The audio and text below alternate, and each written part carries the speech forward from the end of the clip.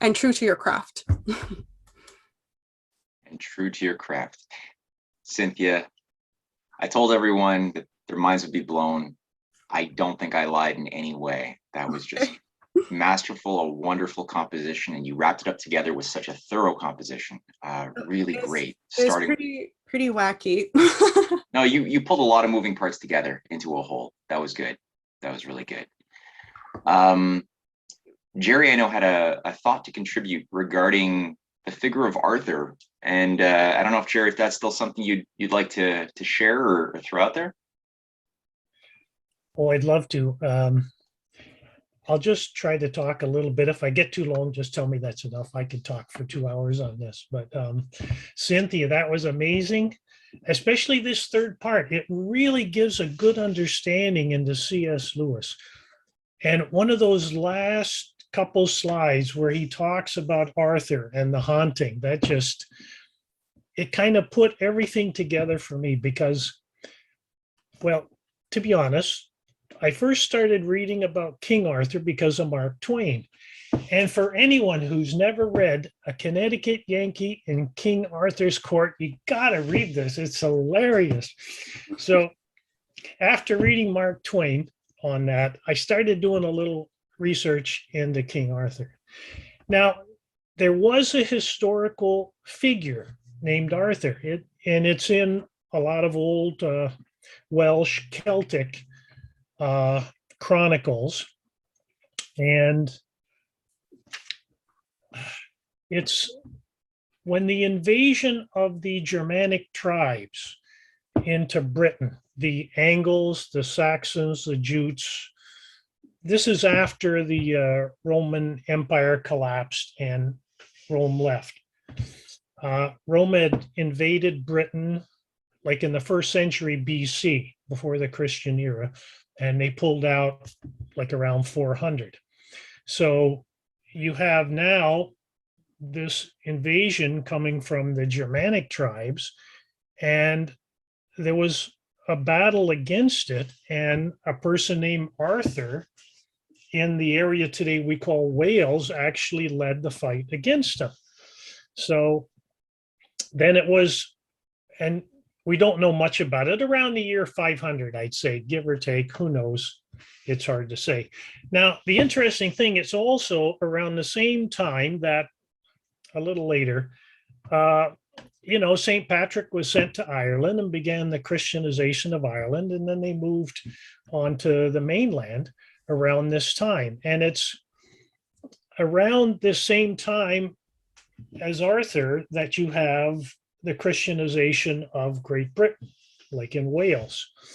The famous person is Saint David. He became the Bishop of Wales. So he's kind of a generation after Arthur, but the whole thing, there's a real fight around Arthur in that people try to say, yes, he was Welsh. That's the old Celtic culture that was there before the Roman Empire came in, and it's coming back. And although Arthur himself probably was not Christian, the idea is there's something in that Celtic culture which was susceptible to Christianity when they came in. Now you have these other lunatics who are trying to say, oh no, Arthur, he was descended from some Roman family. That's what he was, fighting that. So there's that nonsense come in. The interesting thing I found out about Lewis is that I guess he wrote this big book on 12th century English literature. And it's in the 12th century when all this nonsense about Arthur and the Knights of the Round Table and search for the Holy Grail and Merlin, all this stuff, that doesn't come in until the 12th century. So Lewis, I guess, really understood that because he wrote a whole book on it. But then you have later in the 1500s, you have another revival of Arthur around Edmund Spenser, the Elizabethans. Now, Lewis also writes a book on 16th century English literature, so he knew all this stuff. And I think at that time in Elizabethan England, you had the Venetians trying to take over England. Elizabeth was queen, but the tradition is that the Tudors were Welsh, and that, well, Henry VII, and Matt, you've written a lot about Henry VII, his eldest son, he named Arthur in the tradition of King Arthur. And unfortunately, Arthur died young, and his second son became king, a guy named Henry VIII, which he's not too popular about people. So it's the idea, I think, is what if Arthur had been king instead of Henry VIII? You'd have a whole different thing. So it's a dichotomy in English thinking between an Arthur and a Henry VIII. Mm. And I think Lewis is also trying to bring this out somewhat in the Arthur legend, and I think he does it masterfully, especially that last section he puts about the haunting. I like that because he brings that in good. But anyway, I just wanted to throw that out. I hope it cleared up a little bit for people, or it may have just stirred the pot and made it all a mess again. But I just wanted to say that about Arthur. No, yeah, that's very interesting that there could have been an Arthur instead of a Henry VIII. And Yeah, you've already committed to a lecture on Spenser's The Faerie Queene, which is also, very influential on Lewis and Tolkien. So that'll be something we look forward to.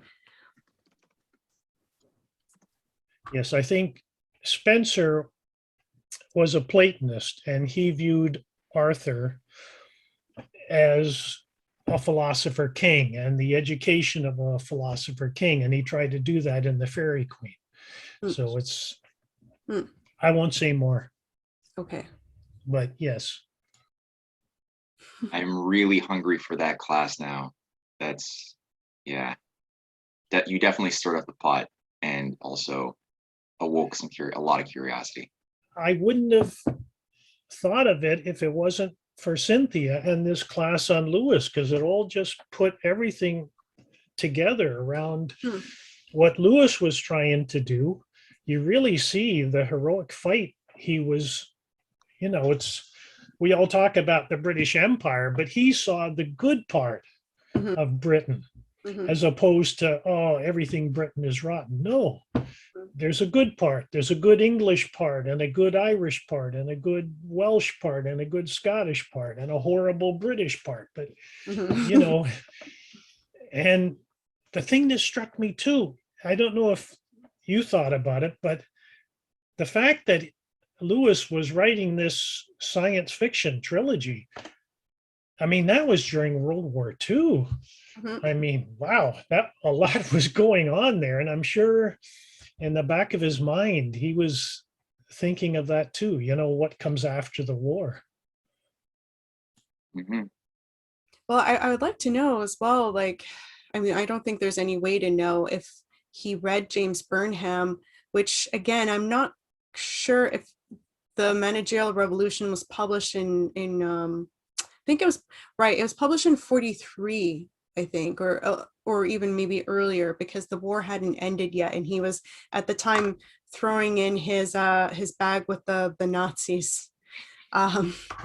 If you know who James Burnham is, he switches sides very easily. Was Trotsky's right hand man in the United States. But it's interesting that C.S. Lewis is also aware of this kind of managerial revolution plan. And, with George Orwell criticizing Lewis, I have to say, even though I agree, Lewis is kind of like all over the place. And if you don't understand the analogies and the metaphors and what he's referencing as code for these other things, because I mean, he's still working at Cambridge. And he was offered, this honorary title for the British Empire, even, right? Like, he's still kind of keeping a clean, polished reputation despite everything that he's mentioning in this book, which is like, whoa, how did you keep your job after this kind of thing? But for people who don't understand it, it's a huge mishmash. But I have to say, he kind of understood it better than George Orwell, who himself was, I think, struggling with this problem with the inner ring. He clearly, was involved in some of the really bad things that the British Empire was working on, questionably until the very end of his life. It's not clear. And, sure, there is this whole divine intervention aspect in miracles, but at the same time, his insight into the psychology, the philosophy of what is shaping people and what is the solution, which for the average person is not an extravagant, very difficult thing to achieve, but to just stay true to yourself, keep good friends, real friends around you, and be true to your craft. Like how that's why Tolkien had, this like thing of like the hobbits of all, we're going to save Middle Earth, because it's these qualities which we all kind of maybe at times scoff at as not having that much power, but really at the end of the day, that's what makes a society home. That's what makes a society have something that is past just fanciful ideas or powerful ideas or whatnot. There is something that's tying all the people together in a way where you would fight to defend that. You're willing to die to defend that kind of sacred union of people. So that's not a small thing. That's actually, I think, what we should all want.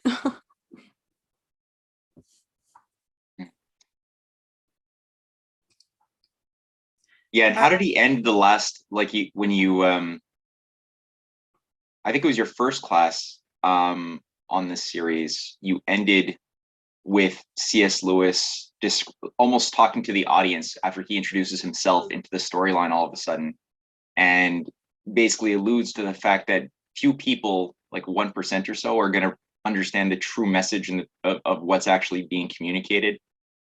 Mm-hmm. And so there's like a very clear idea of speaking to levels of awareness within the population and really trying to resonate to the philosopher kings out there, or the potential philosopher kings who are sensitive to the higher message he was trying to communicate, and his own self-awareness of that in crafting the tale as he did.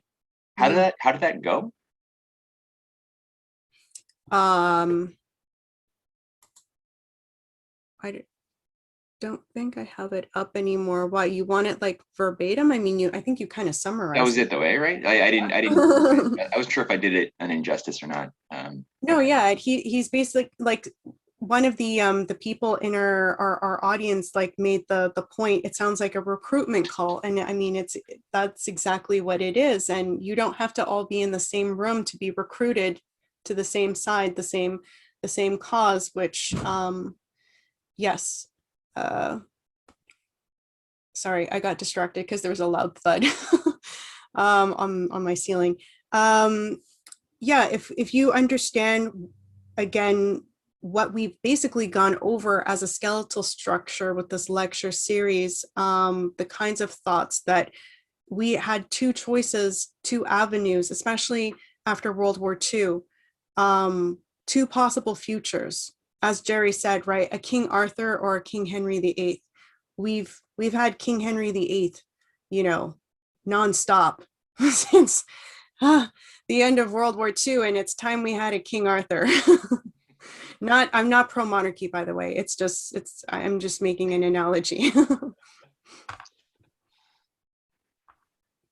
So we need to pick a side. And even though Lord Feverstone, he's the one that says we need to pick a side, or we'll be pawns, and Lord Feverstone's an idiot. That was a very intelligent thing he said.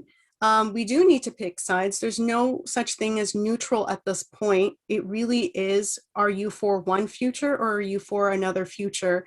And you have to stick up for the future that you want. You can't just toe the line, or even worse, seek the inner circles, which a lot of people are doing. Like anyone who is ambitious at all, who's going into university, going into whatever, is going to be confronted with that choice. You know, when C.S. Lewis did his lecture on the inner circle, he said, because he's talking to young people, he's like, I'm sure all of you are decent people. None of you have been like fully corrupted, but guaranteed about 3 to 6 of you will be real bastards, you know, by the end of your life, because you will be fully corrupted by this thing of that is the inner ring, which I'm now going to talk about, because now you have a chance to intervene on this fate that, you know, won't be present itself very clearly to you. It will, as we, you know, discussed it in that slide, when Mark finally, he realized this was the first thing that was outright criminal that was being asked of him, but it was passed and agreed upon amongst jokes and laughter to make it seem not so serious. And yeah, I would just again reinforce that. Jerry wrote nice like the Knights. Are you saying like the Knights of Ni? No, the Monty Python reference? No, like the Knights of the Round Table Oh, and the quest for the Grail and all that oh. nonsense. That being said, what you just said, Cynthia, is extra funny. There, what is it? My channel, Nigerian Prince requests a No, process. you're missing a whole dialogue in the chat Okay. box between Stephen and Magdalena. Oh, okay. Magdalena just pointed out that there was a reminiscence of one of the lessons that Stephen was trying to get across, or did get across in his class on narcissism not that long ago. And Stephen was so happy that he said, Magdalena, you've just been put into my will, and a back and forth pursued. Okay.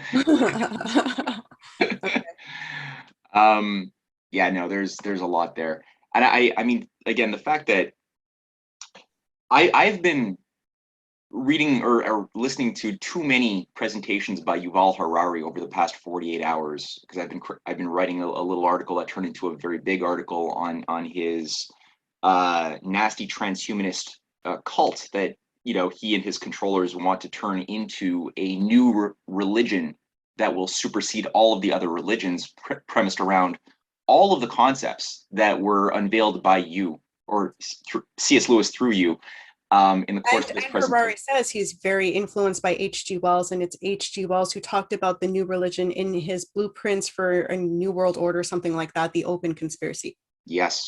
Yeah, exactly. No, it's very much the same thing. And in terms of this idea that there is this force that has nothing to do with human will, wisdom, intention, soul. It's just all of these things we call humans have thought delusionally, says these transhumanists, that they had free will, but it's been a delusion because we're all just Darwinian impulses, but unlike Darwin, because they're beyond Darwin, right? Like you got across the point that Huxley didn't actually believe in Darwinianism, despite the fact that he promoted it, and it was really great that you highlighted that disgenuity, lack of genuineness, because they want one version of their fake religion for the masses that, you know, disagrees or tries to exclude the idea of God, purpose, creator. But then they have a higher, more elite version of their synthetic religion for the upper layers of those within the inner ring or close to the inner ring, which does see a purpose and a direction, but that purpose and direction is ultimately guided by this élan vital, this vitalism, which is devoid of morality, devoid of principles, right? It's just pulling you towards complexity, at which point there's this mysterious moment that will somehow arise after a maximum age of chaos can be instilled. And out of this chaotic, stew will be this emergent, as you've pointed out, right? This whole emergent chaos theory type of ordering that will then bring humanity into the next phase of evolution with who's going to be governing it. Is it, obviously it's those very want to be gods, those human beings who see themselves as gods are not seeing themselves as being victimized by it. They're not targeted. They're basically saying you have to be on our side or you're going to be a tool, but you have to pick a side. And we're going to be the gods who are going to shape the intelligent design in the post Christian era, which is ultimately just completely satanic when you start looking at like how these people are actually thinking. It's Yeah, and Harari has even mentioned, right, the basically the unintelligent mass of people have become a dead weight that C.S. Lewis wrote. That's pretty much how Harari speaks. And you wonder, like, what qualified you to talk about almost every other person this way, but you're apparently not in that category, right? Clearly, he's infected by this inner ring parasitical problem in his brain. And as again, C.S. Lewis makes the point, everyone thinks that they're in the inner ring. To He makes the point that sometimes you think you're in the inner ring, but you're not in the inner ring, right? And Harari definitely thinks he's in the inner ring. He's not in the inner ring. There are very few people who are in the real inner ring, and you don't want to be around those people. These are terrible people. You don't want to live the life that they live. You're going to be a miserable person. Actually, Schiller also goes through this as well in the Ghost Seer. The more stages you get into through the Freemasonry, esoteric, blah blah blah, the more you realize, holy shit, I don't want to be a part of this group. But then it's too late at that point, because you've maybe seen a few people murdered or a few like other types of criminal acts that have occurred, and you're like, now I'm stuck, kind of thing. So for most of us who don't even, we haven't gone through that. Hollywood too, by the way, there's a lot of that going on. So yeah, I would just say that for us that have a much easier decision in terms of staying away from that kind of corruption, it's not real power. And regardless of, it's regardless of what the consequences are going to be in our day and age, which could be rather tragic and destructive, like what we choose to do really matters right now. It very much matters. Like, we're at the last stages of the battle, or, C.S. Lewis wrote a book also called The Last Battle. And he refers to Plato actually in the end of this last battle in the Narnia Chronicles, where he says everything is in Plato. And I think that we really have to, Lord Feverston too, he makes the joke about Curry and Busby, who are the academics at Breckton College, that, they speak about that we're in a war, but they don't really realize that we really are in a war and there will be casualties. And I don't mean like the literal battlefront. Like, we are in a cultural war. We're in a war for the future of our society. And it is a very serious thing that people need to wake up and realize that you have to make a stand at a certain point. By the way, your mom made a point, Susan made a point that people should be aware of the many inner circles, which we were tempted by, but also not to become prideful when shunning a particular circle. And I would say that's true. And basically, when we shun another circle, it's because we want to be associated with the chosen circle, right? So it still comes back to, what circle do you want to be associated with? Because if we know that usually when we don't have that whole like, I need to be like this other thing, we tend to make better decisions for ourselves when we're not influenced by a bad type of peer group, peer pressure and all of that. We actually have a good compass inherent within us. We just need to listen to it. Absolutely. Yeah, and being guided by that principle of, in the book of Matthew, the principle of loving God and loving yourself, as far as Christ's response to which of the 10 commandments is the most important, and then him answering from the way he does, from a very creative mode that breaks the rules of the question, which is love God, love your fellow man as you would love yourself. And if you actually live that way, everything else will follow, and also you will be a genuine person in everything you do, and you will excel at your craft and be an amplifier for God's will, right? And that will have a transformative effect in various amplitudes, regardless of what time you're living in. A million years in the future, that'll still be as true as it was when it was said, as much as it was true before it was said. And that idea, you could really see C.S. Lewis and Tolkien within the den of vipers, that they were living, holding Mm-hmm. themselves to those standards as much as they could, which is just a miracle that they were able to do that in Cambridge and Oxford and the bowels. It's reminiscent of Ben Franklin a little bit, inside of the bowels, infiltrating the bowels of the Hellfire Club and staying above it all and being just this amplifier for goodness, despite, going into the depths. Yeah, I again, when George Orwell criticized C.S. Lewis, I find that also George Orwell really lacks the recognition of the power of humor, and C.S. Lewis is actually extremely funny. I unfortunately couldn't bring that aspect of his writing out so much because I was focusing so much on the philosophical, but he's really hilarious. And in this book series, he's quite funny. Or you can even see, right, like the scene with Philostrato where he realizes he's going to be sacrificed unscientifically, uselessly and unscientific. He's okay with the sacrifice as long as it was for science. He's like, you're going to sacrifice me unscientifically?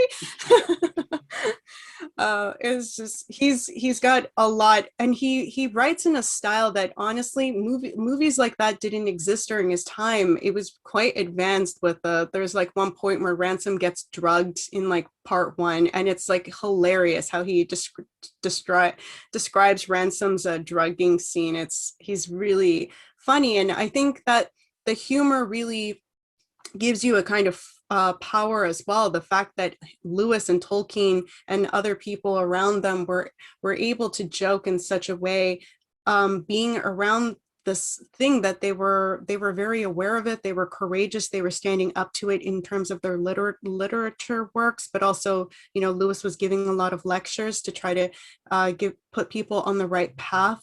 But they didn't let it bog them down. Whatever was going to happen in the future, they still responded with the joy of life, with humor. And again, it's the whole Hobbit thing, and having a pint at a pub, the good story. And I think that is, George Orwell might laugh at that, but I think that is actually quite powerful. Mm-hmm. Yeah, because it pulls you out of the abstract idea of like humanity and these abstract notions, these platonic ideas of generalities, and into the world of like, where does the true love of human beings, the true passion arise, and where is it awoken in terms of your relationships as you're growing up in the family unit? What makes your family work? Is this spiritual, these mini cultures within cultures tied by love and communion and joking, and that's what sort of awakens you to create a firm foundation around which a philosopher type of king personality type can arise in a healthy way, which doesn't just become too, like, as Schiller called it, doesn't fall into the barbarian versus savage trap of the aristocratic barbarians who think only in terms of elite, like broad concepts, and they'll say, I love, humanity and these broad principles, but then when it comes to actually having a durable relationship with another human being, or they're underdeveloped on a destructive level. So you get this lack of symmetry or harmony within the heart. Mm-hmm. Versus a lot of people, I know myself as well, before I encountered you, I also had this idea, and your love of Tolkien. I had this very naive view of Tolkien as producing the hobbits as something to falsely idealize, that was just like a false appraisal of the little people, that he was like trying to get us to model ourselves around. And I didn't realize that there was this whole other higher way of thinking about it that I was missing, which makes sense when you look at what he was doing with C.S. Lewis and your story. Stephen. Yeah, I'll ask. Yeah, read it. Stephen writes, get the axioms right and the geometry of life follows. Amen. Yeah. I just have one thought as well regarding the end, the mystical sort of miraculous ending of the animals coming around and like eating the scientists and everything else. Metaphorically, that is actually very interesting, because when you think about what this oligarchical thing, it always tries to do as far as playing God and forcing the universe to abide by its almost like, you could almost think of it like a black magic wannabe spell, right? Because it's trying to like force the universe to do things the universe and humankind, a creation of an integral part of this universe, is not designed to do, right? They're trying to break the laws of nature. They're trying to break God's creation and have it do essentially the impossible. But what they end up doing is they set themselves up for their own destruction. And I was just thinking about these natural, seeing what C.S. Lewis is doing there. It could be seen as an allegory for the type of natural disasters and forces that will always strike. There will be asteroids that strike the Earth. There will be all sorts of things that are destructive to life and the oligarchy as well, being it that they occupy human bodies.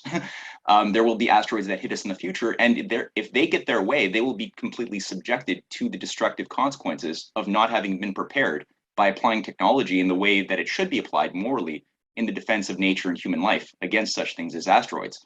They can't do that because that requires awakening something that, if it is awoken inside of the human condition, in terms of the spirit of cooperation amongst the different cultures of the world, the application of science and technology for the good, they won't be able to maintain their system of controls anymore. So they can't allow for the very thing that is needed for their own existence, and they will also ultimately be swept away by nature.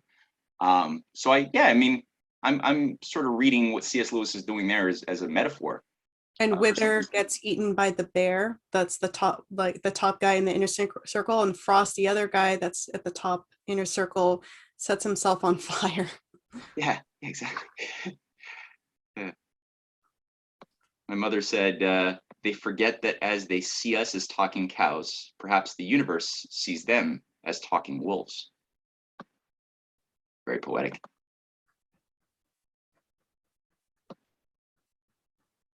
Which is an abomination of nature and should be wiped out. No. If we ever see a talking wolf, destroy it.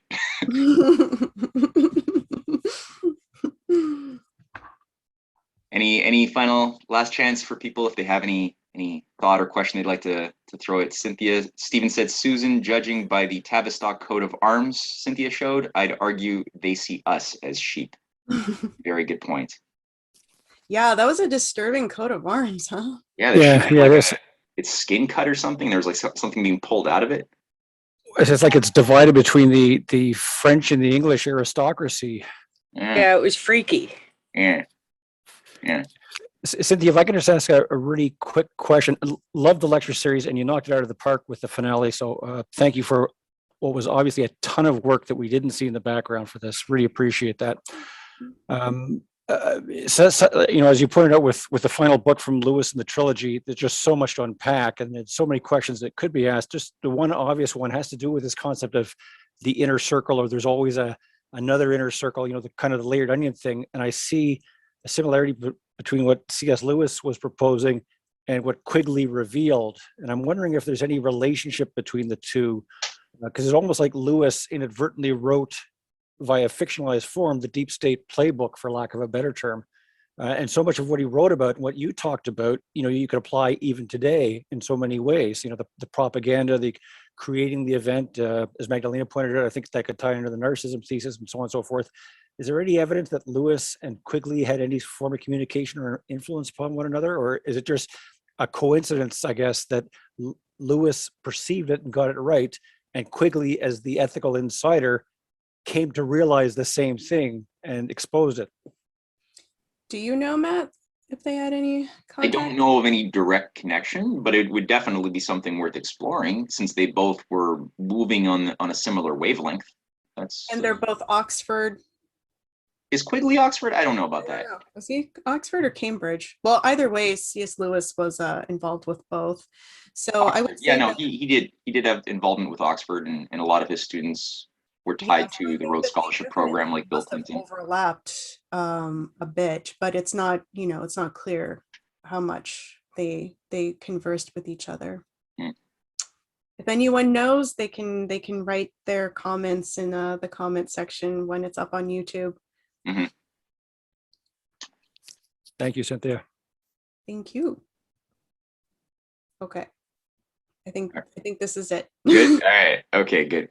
Well, thank you, Cynthia. Thank you, everyone, for taking this Sunday. And wow, I mean, really, Cynthia, this was just wonderful. And I'm looking forward to the article variant from your presentation, which I'm sure will make a wonderful ending chapter to the oncoming book. which is slowly moving from the world of potential into actualizing. So that's something for people to keep on their radar. Sorry if I just spoiled any surprise, but No. there will still be surprises. Next week, I'm not too sure exactly what the class will be. It might be a special presentation, perhaps by Joaquin. Either way, we have presentations coming up as we shift gears to a few history presentations by Adam Sedia, as well as by Martin Seif and Anton Shakin, who's going to be doing something for Independence Day. So this is there's a lot coming up. So keep your Sundays free, and thank you all for taking the time. Thank you, Cynthia, once again. Thanks, everyone. Until next time. Adieu. Thanks, Cynthia. Thanks. Bye.